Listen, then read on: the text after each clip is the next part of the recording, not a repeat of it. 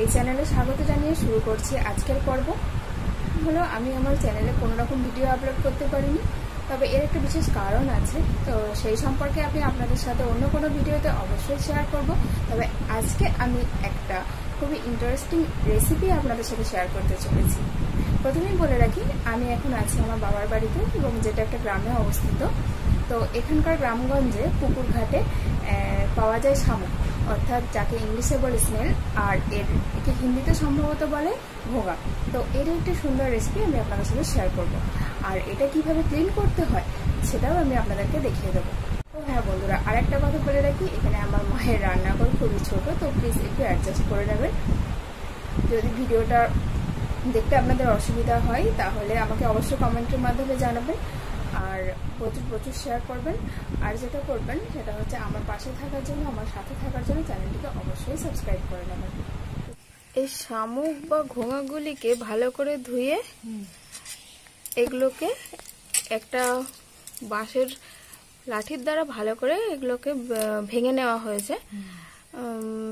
তারপর এখান থেকে আমরা এই মাংসগুলোকে ছাড়িয়ে নিচ্ছি, কেন কি অনেকে এটা সেদ্ধ করে নুন দিয়ে সেদ্ধ করে এগুলোকে ছাড়িয়ে নেয়, কিন্তু এটা সেদ্ধ করলে নাকি টেস্টটা ভালো থাকে না। তো দেখুন, এটা সুন্দরভাবে ছেড়ে যাচ্ছে, ভেতরের মাংসটা কিন্তু বেরিয়ে যাচ্ছে। লাল পাড়ার একটি জিনিস আছে, আর এটা ছাড়ানোর পর এটাকে ভালোভাবে ধুয়ে নেওয়া হচ্ছে। তারপরে এর ভেতরে যে লাল ধরনের জিনিসটা আছে এটাকে কিন্তু ফেলে দিতে হবে।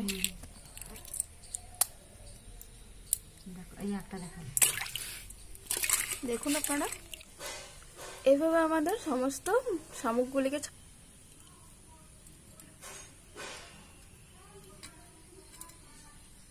তো প্রথমে যেটা করতে হবে, আমরা একটা কড়াই বসিয়ে নিয়েছি, তাতে দিয়ে দিয়েছি সামান্য পরিমাণে তেল।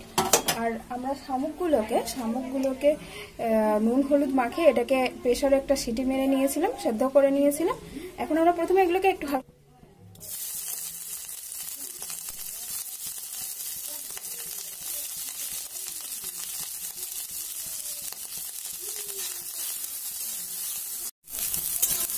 এটা আমাদের ভাজা হয়ে গেছে। এখন আমরা এগুলোকে তুলে নেব।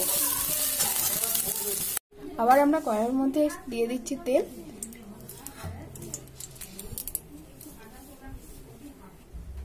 দিয়ে দিচ্ছি সামান্য পরিমাণে জিরে এবং একটা তেজপাতা। তারপর এর মধ্যে আমরা দিয়ে দিচ্ছি পেঁয়াজ।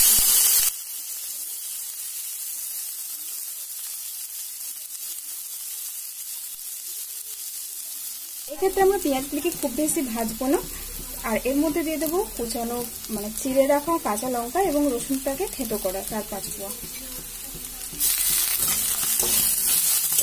এখন এদিকে আমরা একটু নাড়াচাড়া করে নেব। আমি একটা মশলা বেটে রেখেছি, তো এটার মধ্যে আছে সর্ষে, আদা এবং ধনে। এই মিশ্রণটিকে আমরা এখন এর মধ্যে দিয়ে দেবো।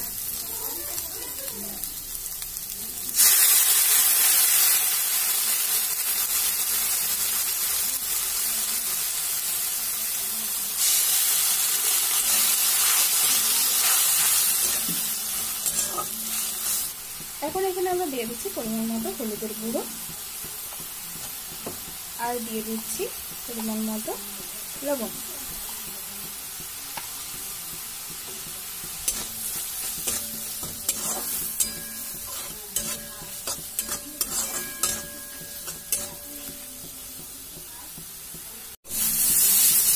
এখন মশলাটা একটু ভাজা মতো হয়ে গেছে। এখন আমরা এর মধ্যে দিয়ে দেবো ভেজে রাখা শামুকগুলিকে।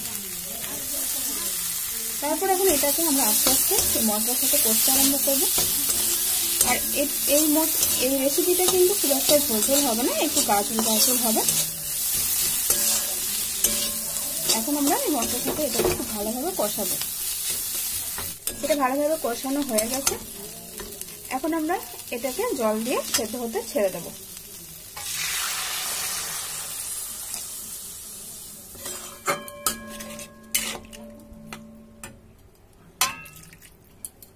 তো বন্ধুরা, এখন এটা আমাদের খুব ভালোভাবে সেদ্ধ হয়ে গেছে, আর এটা কিন্তু খুব একটা ঝোল ঝোল হবে না, এটা একটু গাজল টাইপের হবে।